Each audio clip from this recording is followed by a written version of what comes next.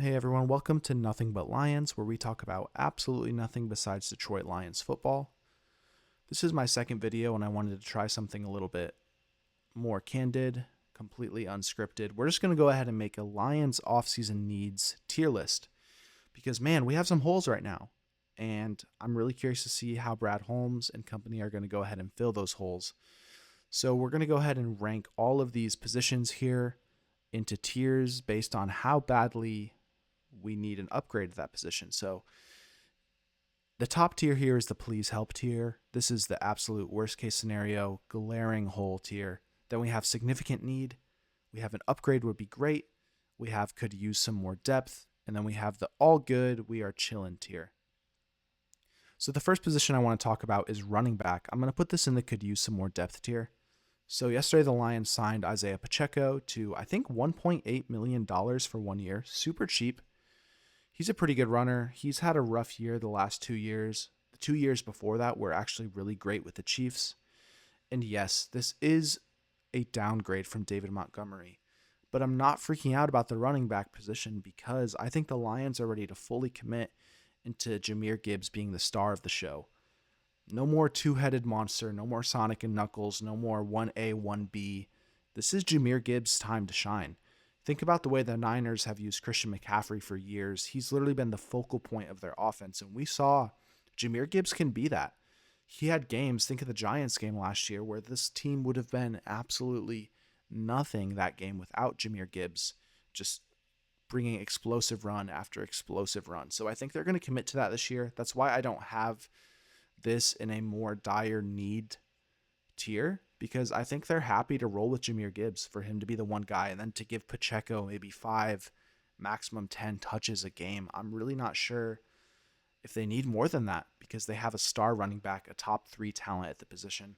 I would love to see a little bit more depth here just because I don't think they've really committed to Sione Vaki being much of a runner. They really have just used him on special teams. So maybe we get someone young in the draft. Maybe we get another veteran, someone like Brian Robinson, or maybe even someone less experienced than that. I'm really not sure. So let's go ahead and move on to tight end. I'm putting this in the upgrade would be great tier. We don't need an upgrade over Sam Laporta. That's not what I'm saying.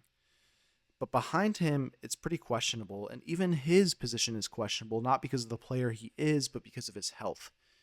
We don't know if his back is going to be all good and ready to go for the start of the 2026 season, or if he's going to be fully 100%. And after Sam Laporta, there's a really big fall off at the pass catching tight end position. We really don't have someone with experience who's great in that role. I know we have Brock Wright, but he's more of your inline blocking guy, and I do like him as that tight end. But I think they're going to get an upgrade at the backup tight end position, probably in the draft this year. It's super deep. I think there's great guys that the Lions can get in the 5th round, maybe even 6th round of the draft at tight end that can be good blockers and have a little bit more youth and pass catching upside. I would have this in the could use some more depth tier if we were totally sure that Sam Laporta was going to be fine, but we're not super sure on the status of his health right now, so I'm putting this in this middle tier for now. Let's go ahead and move on to wide receivers since we're talking about skill groups. Man, I love this wide receiver core right now. I'm putting this in the all good, we are chilling tier because Amon-Ra St. Brown, top 5, top 7, however you want to put it, receiver. He's just so amazing, so reliable.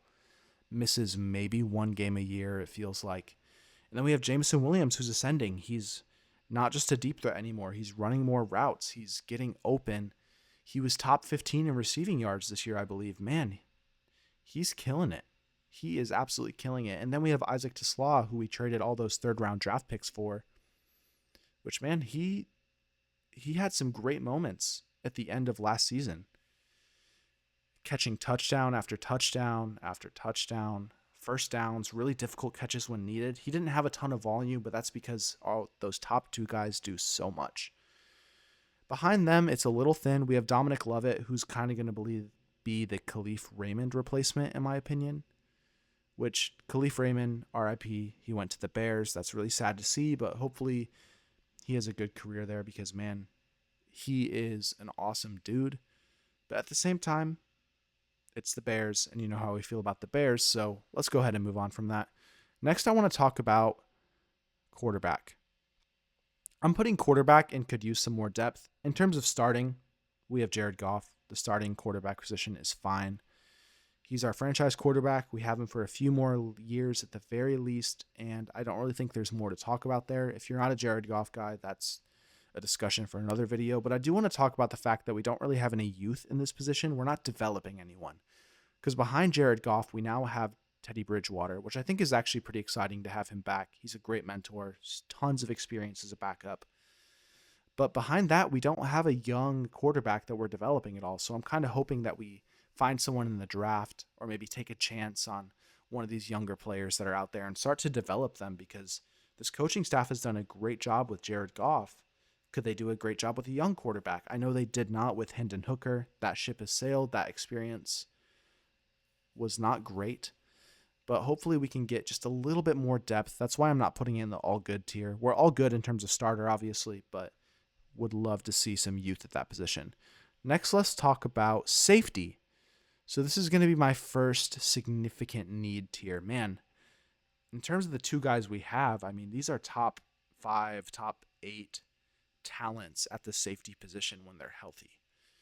I think if Brian Branch and Kerby Joseph were fully healthy, like, you could trade either one of them for a first round pick. Like, these guys have insane talent, but they are both huge question marks in terms of health right now. And that's super scary because Brian Branch tore his Achilles in the Cowboys game, I believe. Kerby Joseph is having some cartilage knee issues, and we don't really know any updates on that. So Brian Branch is not going to be ready to start the year. We're not sure if Kerby Joseph's going to be ready. We did not really get concrete answers on either of those guys from Brad and Dan at the Combine. So I'm super curious to see what they do at safety here. I think we bring back Avonte Maddox. That would be great, just as some more depth. They have not re-signed him at the time I'm recording this video. But I think that's not enough. I think we need another really bona fide solid starter at the safety position to start off this year, or maybe some more youth. Maybe we draft someone. I'm really not sure. There are some people that think the Lions could actually draft safety in the first round. Let's say Caleb Downs miraculously falls to them. Dylan Tiedemann, great prospect. Some people think that they could go there. I don't see that happening just because of how dire the other two positions that are going to be in this tier that we're going to talk about are. But I think they can use a veteran safety just to start at least in the beginning of the year while Brian Branch is recovering. Super curious to see what they do with this position. Next, let's go ahead and talk about cornerback. So this position has been interesting for many years for the Lions, but I'm actually putting it in just the could use some more depth tier, because I don't think upgrades in talent are the issue at this position. I think it's bodies. I think Terrion Arnold is talented. If you look at the way he was playing before he got injured in the Bengals game last year, he was really starting to step up his game in some really exciting ways. DJ Reed, I know he didn't have the greatest year his first year as a Lions, but I think he's great. I think he'll bounce back. Rock Yassin, we just re-signed for, I believe, $4 million for a year. He did great last year, super underrated. And then we have Ennis Rakestraw, of course. Don't know where his status is at in terms of health. I don't think we need an upgrade in terms of a better number one corner. I just think we need more depth. We need more bodies there because, man, we love to get injured at that position. Last year was really bad. The year before, not as significant, but we did have Terrion Arnold out for a couple games his rookie year, I believe. And I think Carlton Davis broke his jaw in the Bills game, which was just absolutely crazy. But anyway, I think we just need a little bit more depth here. I am putting it more at the top of this tier, but I don't really think we need an upgrade, if that makes sense, compared to other positions at least. Let's talk about right tackle. I mean, we are all good here. We are chilling. We have Penei Sewell, in my opinion, best right tackle in the league. Definitely best run blocking right tackle in the league. And we have a pretty decent backup now with Larry Borom behind him. I do not think Larry Borom's going to be your left tackle starter. So if you're freaking out about that new signing from the Dolphins, don't. It's going to be all right. They're going to get someone else at left tackle. I have absolutely no clue who, but we will see. So I feel great about right tackle. I don't really think I need to spend too much time on that one. And I feel pretty similarly about right guard. I'm also going to put in that all good chillin' tier. Tate Ratledge, man, he had a really, really exciting rookie season to me. He did not come off the field. He was completely durable. He got better throughout the year. I think it helps that he is by Penei Sewell, but he really looks like a solid starter there. And I think with the center position, what we've done there, which I'm going to talk about in a few minutes, it's great to see that he's going to be staying at right guard. And we have Juice Scruggs that we got from the Texans as a really great depth piece behind the interior offensive line. He can play backup at center. He can play backup at right or left guard. So I feel really good about the depth and especially the starter in the right guard position. Next, let's go ahead and talk about slot cornerback. I'm going to put this in the significant need tier. Who's playing slot cornerback for this team in 2026? I have no clue. We have some guys who can do it. Ennis Rakestraw, but he's never healthy. We have Brian Branch, who's done it in the past, but he's not going to be ready to start the year, and he played safety the last 2 seasons. Terrion Arnold, some people thought would be actually a great slot corner coming out of the draft. Maybe they sign another outside guy and try moving him inside. I have no idea, but right now we don't have a guy slotted in for that position unless Ennis Rakestraw is great, doing great, somehow completely healthy, and they want to plug him in there, but he's practically a rookie in his 3rd year because he's not got any experience. So I'm really curious to see what the Lions do at slot cornerback. I would love to get a veteran here. There's a couple guys in the draft, but the really good slot corners in the draft are maybe a little rich for me in terms of where we would have to draft them. I'm talking about like D'Angelo Pons, Keontae Scott. I don't really want to draft those guys with pick 50, but we'll see. So really curious to see what they do here for slot cornerback because who's playing that position? I have absolutely no clue. Absolutely no clue.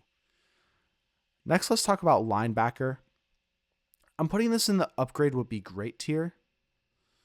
And I'm specifically talking about the spot across from Jack Campbell because Jack Campbell is great. I think he kind of showed the league. He's a top 5 linebacker last year. He got first team All-Pro, I believe. Some people might even say last year he was the best linebacker in football. I mean, he was a monster. But we just lost Alex Anzalone to the Tampa Bay Buccaneers. So who is going to play that position now? I know we re-signed Malcolm Rodriguez. I know we have Grant Stewart as a pending free agent. Maybe they'll bring him back. I don't think Derek Barnes is in that role across from Jack Campbell because he kind of played the Sam linebacker role the last couple of years. He almost played as a big nickel for them, which was kind of interesting. Maybe they're going to slide Derek Barnes in that role. All I will say is I don't see them signing an expensive veteran to replace Alex Anzalone because if they wanted to do that, they would have just paid Alex. And also, they're already paying Derek Barnes $8 million a year, and they're about to have to give Jack Campbell a monster contract when they extend him. So I kind of expect this to be a linebacker rotation this year. And I think they're going to draft someone probably in the mid rounds, maybe in the 4th round, one of those 2 4th-round picks that they have. And I think it's going to be a rotation between Malcolm Rodriguez, maybe if they bring Grant Stewart back, and then maybe a rookie. I think that's kind of going to be what that looks like. We'll see how they use Derek Barnes. I'm really not sure. Next, let's talk about center. I am going to also put this in the all good, we are chillin' tier. Man, super excited about the Cade Mays signing. I think that's great. He's a younger player. He has upside. He's only been getting better. He's not Frank Ragnow, but I do think he's an upgrade and a whole lot younger than Graham Glasgow. And he just doesn't give up sacks, man. I mean, he is rock solid in terms of pass protection. I think he has a little bit of work to do in terms of run blocking, but I think he's been good at run blocking, maybe a little bit more in 2024 than he was in 2025 in certain schemes. So really curious to see how Cade Mays pans out, but I feel great about it. Also going to bring up Juice Scruggs again. What a great backup to have at the center position. Don't really want him to start, but man, that's a great backup option to have. So I feel great about center, if I'm being honest. Next, let's talk about defensive tackle. I am also putting this in the significant need tier, kind of at the bottom.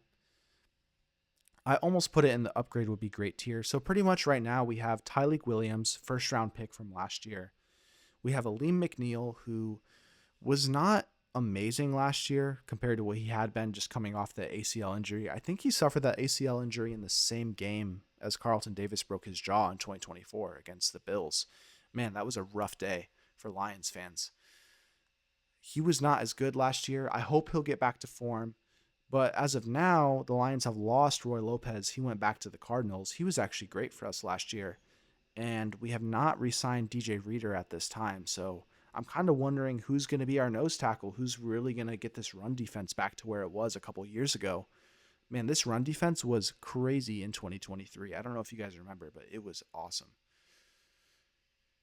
I'm not sure who's going to play run defense after Aleem McNeil, after Tyleik Williams. We really need more depth at that position. We need a third defensive tackle who's super solid. I would prefer a veteran instead of a rookie, honestly, just because we have youth at that position. Aleem McNeil is still pretty young, and we just drafted Tyleik Williams, which I'm really curious to see if he takes a step up. Brad Holmes has been pretty good with his first round draft picks, so I'm excited to see how Tyleik Williams does in year 2. But I think we just need a veteran there.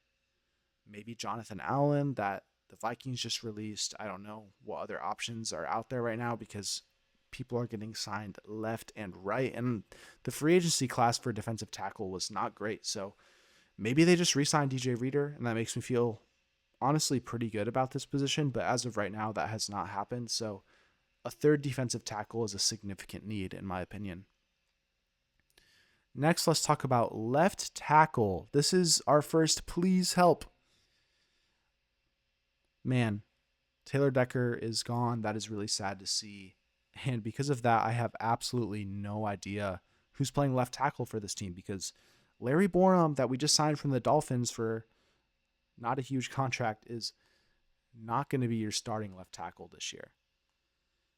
It kind of feels like they're going to draft a left tackle with their first round pick, but that's not the way that Brad likes to operate. He really prefers to go into the draft without glaring holes so he can draft best player. Maybe that's just not reasonable this year. Maybe that's just not possible. I don't know.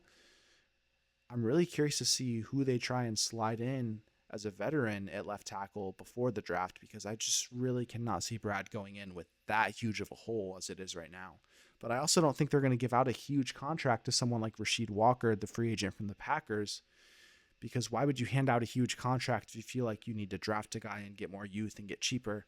I'm really not sure. I really wish Decker was staying with the team because that would give us at least a little bit more of a cushion here.